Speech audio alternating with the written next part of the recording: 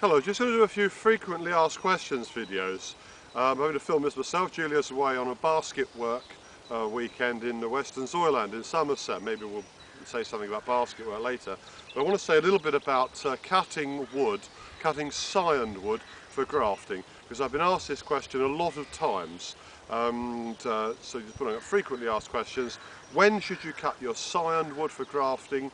Well, I cut mine late February, early March. The reason I do that is because if I cut it earlier, the wood has just got longer to dry out, longer to maybe get infected, and it's in the fridge for longer, it's getting in my way for longer, so why cut it earlier?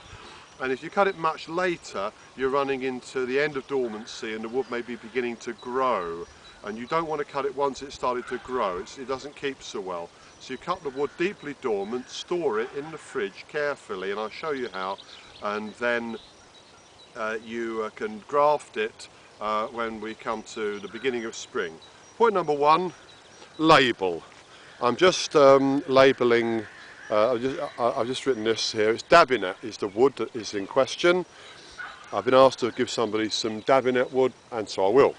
Right, now you want some nice clean pencils of the previous year's growth, and I'm just cutting some. Oops, the camera slipped. Okay, I've just cut this.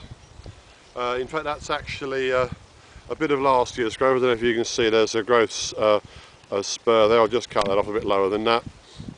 There's a nice bit. Just cut another bit, and another bit, and a bit more. And I'm cutting this from the centre of the tree, where it's going to be necessary to do a bit of pruning anyway. Obviously you don't want to cut wood out that's part of the planned renewal growth of the tree. Okay, now here's a polythene bag. So, that one's a bit long.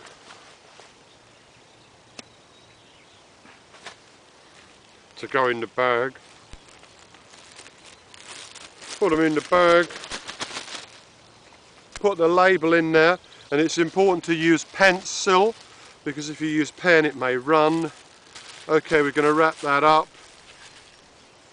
and that's going to go with some of the other stuff. I'll wrap a few up like this, then I'll put them all in a polythene bag, and that will go in my fridge. Somebody asked me, is it okay just to use an ordinary domestic fridge?